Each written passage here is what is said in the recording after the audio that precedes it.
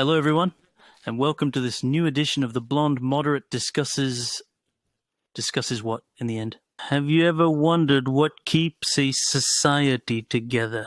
How marginal voices can influence an entire nation? Today, we're going to explore these concepts and many more thanks to the philosophical universe of a great thinker. Jürgen Habermas, if I pronounce it correctly, there is a treatment on the U. So, without further ado, but listen. Let's dive right into the subject. When we talk about communicative action, what is it ultimately? It's directly in the theory of communicative action. In this work, Habermas presents a distinction that might seem very simple, but which is fundamental for the health of a society. There are interactions where each participant seeks to win, to make a profit or gain an advantage. That's what we often say in the business world, for example. There are interactions. The goal is purely mutual understanding, like a sincere conversation between friends or community members. That's where it gets fascinating. It was in Habermas's vision of the crucial importance of this second form of communication, according to him, to keep a society united. To be coherent and healthy, these members must strive for this mutual understanding.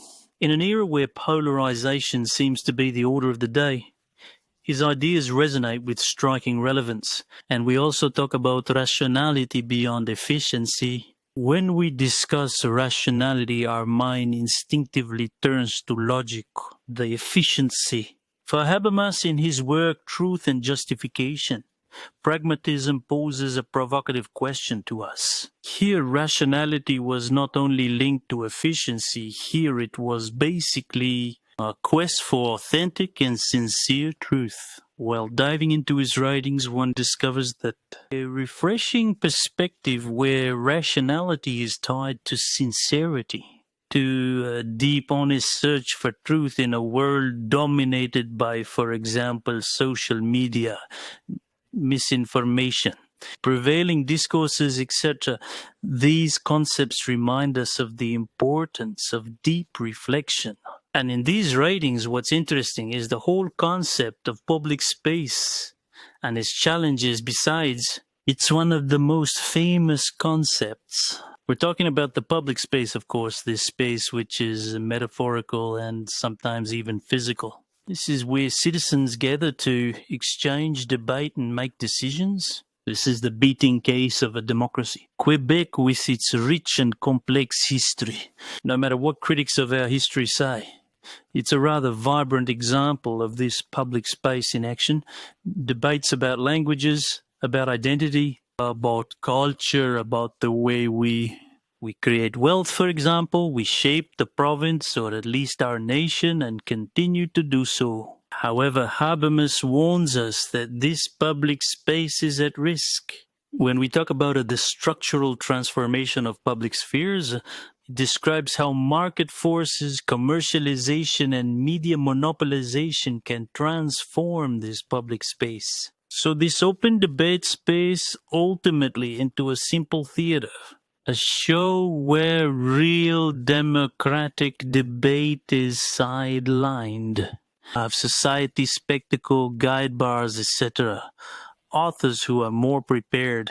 Of Marxism, for example, but where the heart is, it's not about the economic culture of our society, but overall the substantive discussions. So when we talk about marginalization, when we try to censor, put or seal off a discourse, We are having no a course. matter, at least collectively or overall, Woman, I say. of the society, well, there are voices that feel neglected or marginalized. Habermas, in Between Facts and Norms, explores the dynamics of these voices. According to him, they don't just have a background noise, they have a vital importance. These voices can enlighten some perspectives the majority could neglect or ignore. In a real democracy, these voices must be heard, understood, and included in the general discourse. Anyway, no matter the form of speech, if we fight on equal terms, and here I repeat my words, not Habermas' words, ultimately, a bit like in a duel, We measure that the opponent's sword be the same length than our own, in other words. We fight on equal terms, where discussion becomes debate and struggle for at least either to make his ideas win or at least to expose them. Or at least expose an already convinced audience, or those questioning the nature of same speech, his voices sometimes, which are highlighted, truths that are sometimes uncomfortable, taboos, things, for example, in the Quebec society where someone is going to create wealth, or at least perceive some wealth. There's a taboo setting in. To eradicate the civilizational lens from our community, debates are essential. But that's precisely what makes Jürgen's contribution invaluable. We'll call him by his first name. First of all, that's it. She plays a crucial role in helping society to recognize its own blind spots, and anyway, it immediately ensures that the speech is put into action. So as a philosopher, we discuss, we overflow, we explore ideas, we rationalize, we make grand speeches. In short, in the public square or in universities, Habermas reminds us that ideas and words, no matter how profound, are only half of the equation. Starving. Legitimation crisis. This is certainly the case. To the question, applying philosophy to tangible reality. So in the concrete decree, imagine a society where leaders give beautiful speeches filled with promises, ideal visions, but take no steps to implement them. So for Habermas, such a disconnection is a sign of crime and legitimacy. When citizens realize that their leaders no longer align with their needs, their hope and aspirations, a tension sets in. You've already seen it with the prevalent cynicism, or at least the disengagement of citizens from traditional media.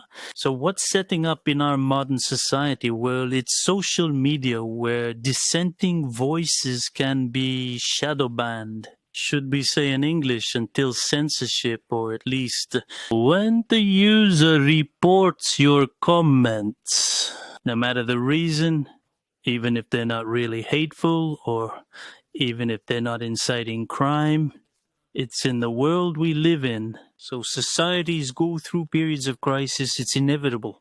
And according to Jürgen, the true measure of a society lies in its ability to respond to its crises through authentic dialogue and through concrete actions. You are in your family, a Péquiste vote, a liberal vote, a CAC vote. So here we're not talking about politics. No, we should not talk about death, not about religion, not about money. Was the aim of the Incote good?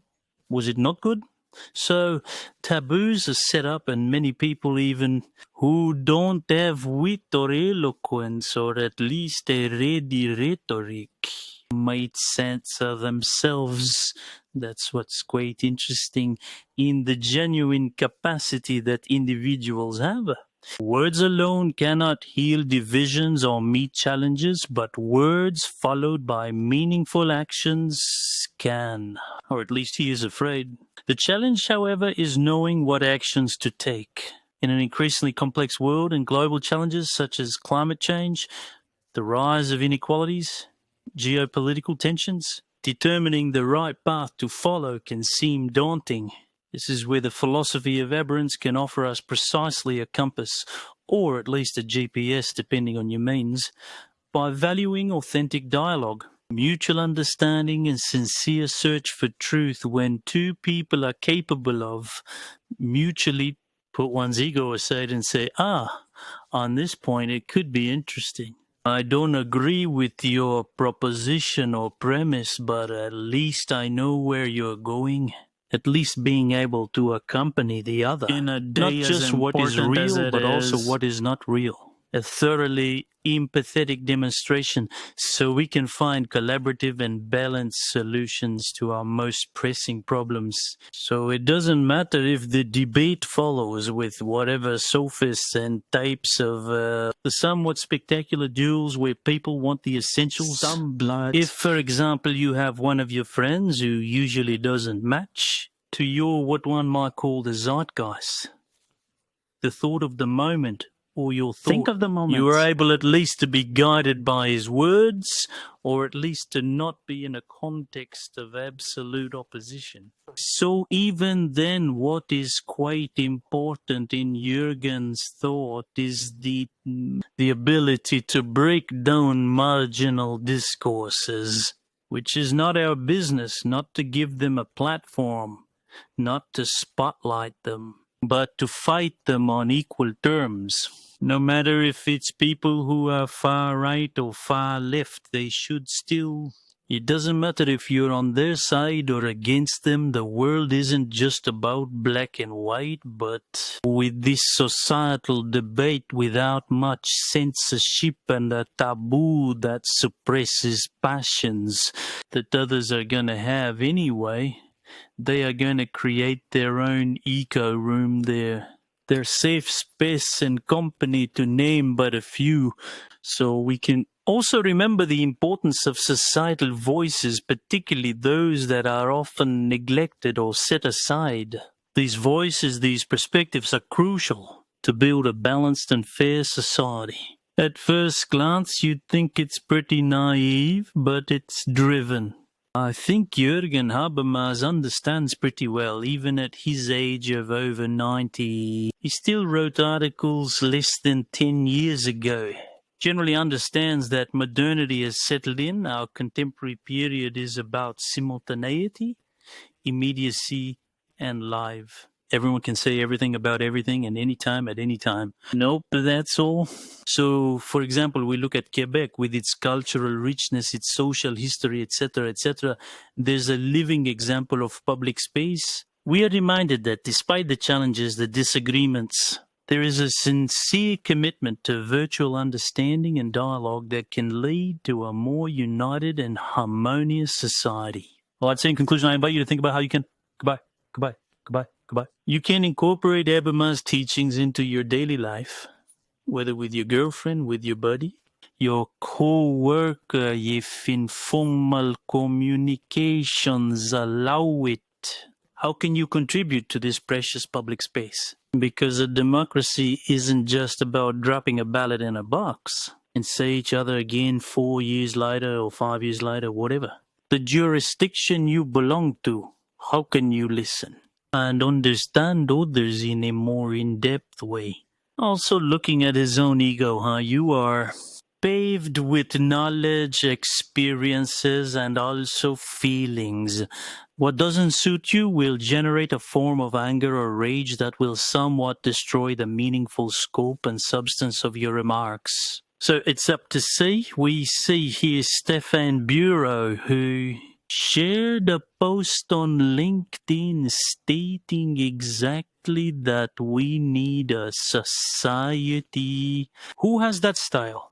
So it's not for nothing that in Quebec we have difficulty making debate shows. It's because there are still internalized taboos in our society which may be adolescent politically. I've often said that he's not sure, and on the contrary, French society is absolutely the opposite, in which precisely the speeches, debates, political parties, forms of elections, and no matter, there is always a way to rationalize. It's a hyperactive society, so ours is by default hyperactive. It's not active. He is always in a form of, we don't want to shock the neighbor. We want to be careful in family parties. Everything is in the art of communication. So, to clear up the debate, there are quite interesting books. There is The Theory of Communicative Action, Living in 81, which is still a lot of news. Let's say we could add up our somewhat more modern world. Law and Democracy, 92. I was already a year old at that time. The Philosophical Discourse of Modernity, C in 85, Ethics in Communications and the Ethics of Discussion in 91 as well, and The Truth and Justification. So him in Vermont, it's very interesting. He has been especially influenced by Max Weber, a German sociologist, very interesting again, Wittgenstein, Kant, Marx, etc., etc. And he's still with us. He is 94 years old today. So I invite myself to see these books, to see if you're interested, to see if we can reconcile modernity with ourselves in the context where we must always speak rather than discussing, debate instead of proposing. And it's always that. Listen, I made a little podcast here where I invite people with a rather discordant mentality to come and practice. In the box, in the fight, in the wrestling ring, then it's a bit like that in the end. So Habermas and his speech on public space, always a great interest. We can wear to that. We are involved in politics, in social affairs. So I invite you, ladies and gentlemen, to take a look at these teachings from the Frankfurt School. So that was it, just a little podcast. A little podcast without a sample today. I wish you a good leave from work and see you soon.